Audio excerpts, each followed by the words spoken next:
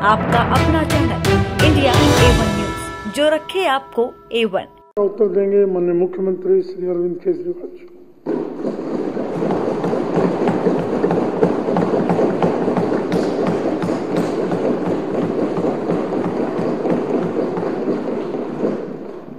आदरणीय अध्यक्ष महोदय, अभी कुछ दिन पहले बीजेपी का एक बहुत बड़ा नेता मिला मेरे को। उससे काफ़ी लंबी चर्चा हुई मेरी, और उसने जो जो बातें बताई वो इतनी चौंकाने वाली थी कि आप सब सुनोगे तो रोंगटे खड़े हो जाएंगे। उसने मेरे से पूछा कि केजरीवाल जी, आपको क्या लगता है मोदी जी अडानी की इतनी मदद क्यों करते हैं? मैंने कहा दोस्त हैं दोनों, इसीलिए करते हैं। कहते बस इसलिए। कहता मोदी जी ने आज तक किसी के लिए कुछ नहीं करा, अपनी वाइफ के लिए कुछ नहीं करा, अपनी माँ के लिए कुछ नहीं करा, उनके भाई गुजरात में रहते हैं उनके लिए, किसी रिश्तेदार के लिए कुछ नहीं करा, राजनीतिक गुरु के लिए कुछ नहीं किया। वो अपने दोस्त के लिए इतना कुछ करेंगे, ऐसा कैसे हो सकता है? दोस्त पे इतने मेहरबान क्यों हैं? ऐसी भी क्या दोस्ती है? आज के ज़माने में कौन कोई भाई के लिए कुछ नहीं करता, दोस्त के लिए कौन करता है? तो मैंने कहा फिर क्या मामला है? कहते आप खुद सोचो, इतना बड़ा क्राइसिस हुआ, हिंडनबर्ग की रिपोर्ट आई, चारों तरफ थू थू हुई, पूरा क्रैश कर गया अडानी ग्रुप। मोदी जी इतने स्वार्थी आदमी हैं कि अगर केवल मामला दोस्ती तक होता तो 2 मिनट में उसको साइड करते और कहते मेरा कोई लेना देना नहीं इससे। अभी भी उसको बचाने में लगे हुए हैं। कभी एसबीआई को कह रहे हैं इसको पैसे दो, आज अखबार में आया पीएफ वालों को भी बोला इसको पैसे दो। सारी एजेंसी अभी भी उसको पूरी तरह से उसको बचाने में लगे हुए हैं। तो मैं भी अचंभे में रह गया कि मामला तो कुछ अलग ही है। क्यों ऐसा भी क्या दोस्त हो गया कि दोस्त डूब रहा है और फिर भी उसको पूरी तरह से इतना बड़ा पॉलिटिशियन है। पॉलिटिशियन के लिए तो परसेप्शन सबसे इंपॉर्टेंट होती है। कोई आसपास वाला अगर कहीं, वो तो आदमी कह देता है यार मेरे से मिलना बंद कर दियो कल से, वो उसको अभी भी बचाने में लगे हुए हैं। और उसने मेरे को बताया कि मैंने कहा फिर मामला क्या है? तो कहता है जी अडानी तो केवल फ्रंट है, अडानी में सारा पैसा मोदी का लगा हुआ है। मैंने कहा ये कैसे हो सकता है? ये नहीं हो सकता। कहते हैं अडानी के अंदर सारा पैसा मोदी जी का लगा हुआ है, अडानी केवल फ्रंट है, अडानी तो केवल मोदी जी का पैसा मैनेज करता है, मैनेजर है। उसको 10%, 15%, 20% इतनी कमीशन मिलती है, बाकी सारा का सारा पैसा मोदी जी का लगा हुआ है। अगर कल को जांच हो गई, जेपीसी बैठ गई, ईडी की जांच हो गई, सीबीआई की जांच हो गई, तो अडानी नहीं डूबेगा, मोदी जी डूबेंगे। जिस दिन अडानी डूबा उस दिन मोदी जी डूबेंगे। मैंने कहा यार उनको पैसे की क्या जरूरत है? प्रधानमंत्री जी को, मोदी जी को, उनके ना आगे कोई ना पीछे कोई, उनको क्या पैसे की जरूरत है? तो कहता है सर पैसे की हवस होती है, लत होती है। कहता है इतने दुनिया में इतने बड़े बड़े अमीर आदमी हैं, उनको कोई अब और पैसे की थोड़ी जरूरत है, लगे पड़े हैं सारे, और पैसा और पैसा और पैसा। बोला हवस होती है। बोला जिस दिन अडानी दुनिया का सेकंड रिचेस्ट मैन बना था, अडानी दुनिया का सेकंड रिचेस्ट मैन नहीं बना था, मोदी जी दुनिया के सेकंड रिचेस्ट मैन बने थे। और अब मोदी जी का ख्वाब है, उनका सपना है कि वो दुनिया के रिचेस्ट मैन बनना चाहते हैं। प्रधानमंत्री तो बन गए, वो दुनिया के रिचेस्ट मैन बनना चाहते हैं। फिर उसने मेरे को एक एक करके, मैं बड़ा धीरे धीरे उसकी बातों पे, पहले तो मैं एकदम शॉक हो गया ये कह क्या रहा है कि अडानी के अंदर सारा पैसा मोदी जी का लगा है। फिर वे धीरे धीरे उसने एक एक करके बातें खोल के समझानी चालू की। कहता है मोदी जी श्रीलंका गए, श्रीलंका के राष्ट्रपति राजापाक्सा हैं, राजापाक्षा को मोदी जी ने जबरदस्ती करके वहां का विंड प्रोजेक्ट अडानी को दिलाया। क्यों दिलाया? मैं आप लोगों से पूछना चाहता हूं, आप में से कोई विदेश जाएगा तो वहां की किसी एजेंसी को जबरदस्ती करके अपने भाई को, रिश्तेदार को ठेका दिला के आओगे क्या? ऐसे कोई करता है क्या? मोदी जी ने जबरदस्ती राजापाक्षा के ऊपर प्रेशर डाल के वहां का विंड प्रोजेक्ट अडानी को दिलाया। अडानी को नहीं दिलाया, खुद लिया वो प्रोजेक्ट। वो मोदी जी का प्रोजेक्ट है, वो अडानी का प्रोजेक्ट नहीं है। और ये बात कैसे निकली? वहां का जो बिजली बोर्ड है श्रीलंका का, जैसे अपने यहाँ स्टैंडिंग कमेटी है असेंबली की, पार्लियामेंट की स्टैंडिंग कमेटी है, वैसे उनकी भी पार्लियामेंट की स्टैंडिंग कमेटी होती है। तो वहां पे पार्लियामेंट की, श्रीलंका की पार्लियामेंट की स्टैंडिंग कमेटी ने जब उनके बिजली बोर्ड के चेयरमैन को बुलाया और बोले तूने ये प्रोजेक्ट अडानी को क्यों दिया, तो उसने कहा जी राजापाक्षा साहब ने मेरे को बुलाया था, उन्होंने कहा मोदी जी मेरे पे बहुत प्रेशर डाल रहे हैं कि ये प्रोजेक्ट अडानी को दो। मोदी जी बांग्लादेश गए, बांग्लादेश वालों को बिजली खरीदनी थी, 1500 मेगावाट बिजली 25 साल के लिए। मोदी जी ने वो प्रोजेक्ट भी अडानी जी को दिला दिया। अडानी को नहीं दिलाया, मोदी जी ने वो प्रोजेक्ट खुद लिया। 25 साल तक 1500 मेगावाट बिजली खरीदने का प्रोजेक्ट बांग्लादेश का, वो भी मोदी जी ले आए अपने नाम पे। इजराइल गए, इजराइल के साथ भारत ने कई सारे रक्षा सौदे किए, रक्षा सौदे, वो सारे के सारे रक्षा सौदे अडानी को दे दिए। अडानी को नहीं दिए, मोदी जी ने खुद लिए। अभी 2-3 साल पहले 6 एयरपोर्ट की नीलामी हुई प्राइवेटाइजेशन के लिए, सरकार ने उनकी नीलामी करी, भाई प्राइवेट प्लेयर आके लो। उसमें एक कंडीशन थी कि उसी को दिया जाएंगे ये एयरपोर्ट जिसने पहले एयरपोर्ट का काम कर रखा है। हर सरकारी ठेके में होती है, हम सड़क बनाते हैं, कहते हैं भाई सड़क, जिसको ठेकेदार को सड़क बनाने का एक्सपीरियंस है उसी को दिया जाएगा। हम बिल्डिंग बनाते हैं, हम कहते हैं भाई ये पानी के वाटर ट्रीटमेंट प्लांट लगाते हैं, हम कहते हैं भाई जिसने WTP वाटर ट्रीटमेंट प्लांट इतने लगा रखे हैं उसी को दिया जाएगा। हम सीवेज ट्रीटमेंट प्लांट बनाते हैं, हम कहते हैं जिसको 20 साल का एक्सपीरियंस है, 15 साल का है, उसी को। इसमें भी ये कंडीशन थी कि जिसने इतने साल तक एयरपोर्ट चलाने का काम कर रखा उसी को दिया जाएगा। अब अडानी ने तो कर नहीं, मोदी जी ने तो कर नहीं रखा था, अडानी ने तो कर नहीं रखा था, तो क्या करते? आखिरी मोमेंट पे वो कंडीशन हटा दी गई, बोले कोई एक्सपीरियंस की जरूरत नहीं है। 6 एयरपोर्ट नीलामी पे थे, 6 के 6 एयरपोर्ट अडानी को दे दिए, अडानी को नहीं दिए।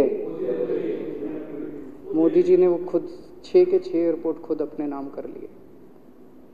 आज 2021 नवंबर में एयरपोर्ट टेक ओवर किए, 2023 1.5 साल हुआ है। 1.5 साल के अंदर आज एयरपोर्ट का 30%, पूरे देश का एयरपोर्ट का जितना धंधा है, बिजनेस है, उसका 30% बिजनेस जो है वो मोदी जी के पास है। 30%, 1.5 साल के अंदर इतना बड़ा भारत देश, इतने एयरपोर्ट, 30% एयरपोर्ट का बिजनेस आज मोदी जी के पास है।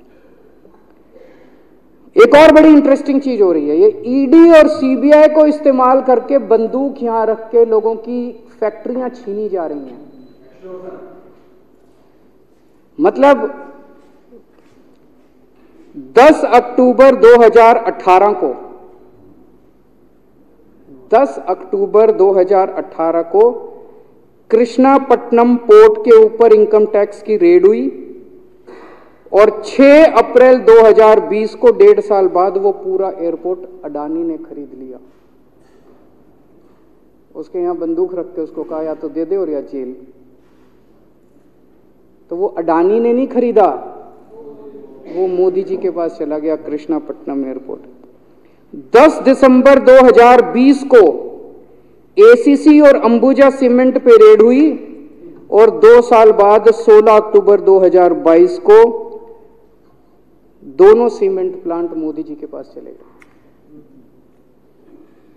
2020 जुलाई को मुंबई एयरपोर्ट का मालिक था जीवीके, उसके ऊपर सीबीआई और ईडी की रेड हुई, एफआईआर हुई और 1 महीने बाद मुंबई एयरपोर्ट जो है वो मोदी जी के पास चला गया, अडानी के पास चला गया। तो ईडी और सीबीआई पे रेड कराते हैं, उसको धमकाते हैं फैक्ट्री वाले को, कंपनी वाले को कि या तो जेल जा और या तेरी फैक्ट्री हमको दे दे। ये इधर तो सुनते थे हरियाणा की तरफ ये टुच्ची, इधर इसकी फैक्ट्री भी छीन ली, पंजाब में भी सुनते थे इसकी भी फैक्ट्री छीन ली, इसकी। पूरे देश के अंदर ये इतनी गुंडागर्दी मची पड़ी है कि ईडी की रेड करा देते हैं, सीबीआई की रेड करा देते हैं, यहाँ बंदूक रखते हैं और कहते हैं या तो फैक्ट्री दे दे और या जेल जा। ये क्या चल क्या रहा है इस देश के अंदर?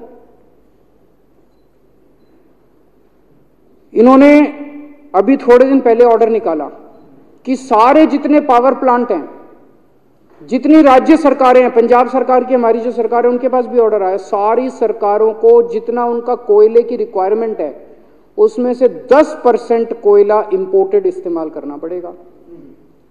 और इंपोर्ट केवल मोदी जी करते थे, अडानी करता था। तो इसका मतलब आपको 10% अपना कोयला कंपलसरी, जरूरत नहीं है आपको कोयले की, लेकिन 10% कोयला आपको अडानी से खरीदना पड़ेगा। हमारे देश का कोयला 2000 रुपये टन है, इंपोर्टेड कोयला 20,000 रुपये टन है। 10 गुना दाम के ऊपर आपको अडानी से यानी कि मोदी जी से कोयला खरीदना पड़ेगा।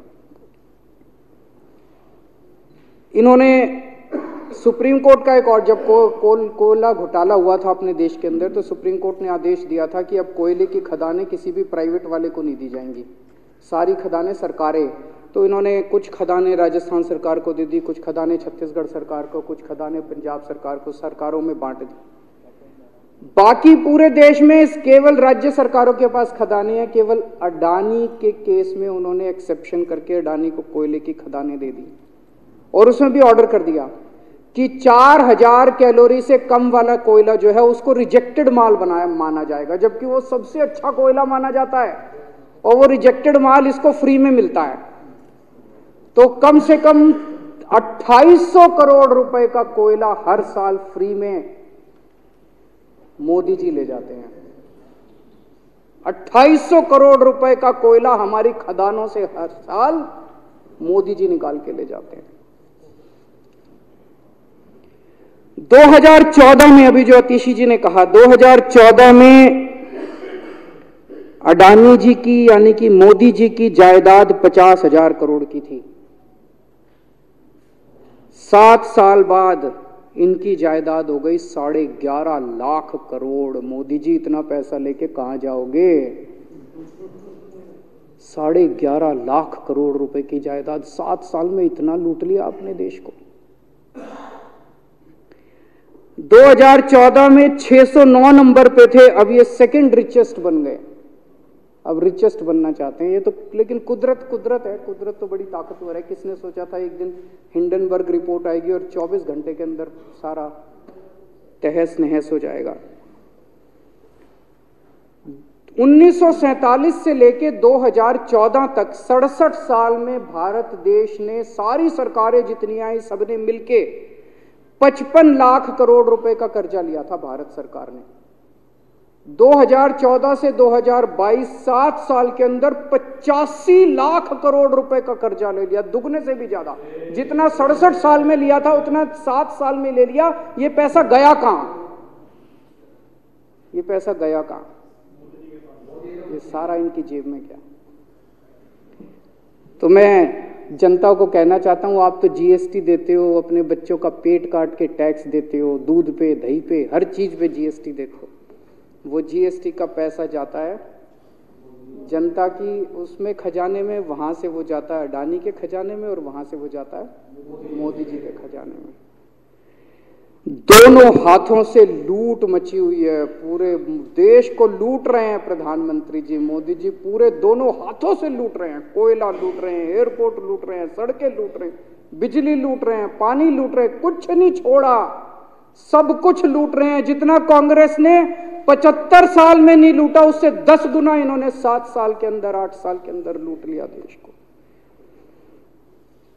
अडानी का क्या रोल है इसमें? मोदी जी कम पढ़े लिखे हैं, उनको समझ नहीं है कि करना क्या। अडानी आके बताता है पैसा यहां लगा लो, इस देश में चलते हैं, वहां की ये कंपनी खरीद लेते हैं, ईडी को और सीबीआई को इसके पीछे लगा दो। वो सारा मैनेजमेंट करता है, दिमाग उसका पैसा मोदी जी का। उसके बदले में उसको पता नहीं 10%, 15%, 20% कितनी कमीशन मिलती है, लेकिन दिमाग सारा अडानी का है। और मेरे को ज्यादा चिंता इस बात की है अध्यक्ष महोदय, प्रधानमंत्री जी कम पढ़े लिखे हैं, उनको कम समझ में आता है। लोग आके उनको कुछ ना कुछ कहीं भी जाते हैं या कोई विदेश से आता है, उसके जो भी विदेश से नेता आता है या कहीं जाते हैं तो दो ही कंडीशन होती है। एक तो उसको कहते हैं भाई गले मिल ले तो फोटो खिंचा ले, गले मिल ले फोटो खिंचा ले, पार्क में घूम ले तो वो फोटो खिंचाने के लिए उसको कहा जाता है भाई फोटो खिंचा ले, फोटो खिंचाने के लिए। और दूसरा उसको कहा जाता है भाई अडानी को ये ठेका दे दे, अडानी को ये ठेका दे दे। और कोई किसी कईयों को कहते हैं तारीफ कर दे, कोई आके कुछ नेता आके कहते हैं ना मोदी जी तो दुनिया के सबसे लोकप्रिय नेता है। उसने क्या लेना देना मोदी जी दुनिया के सबसे लोकप्रिय, वो आके क्यों कह रहा है?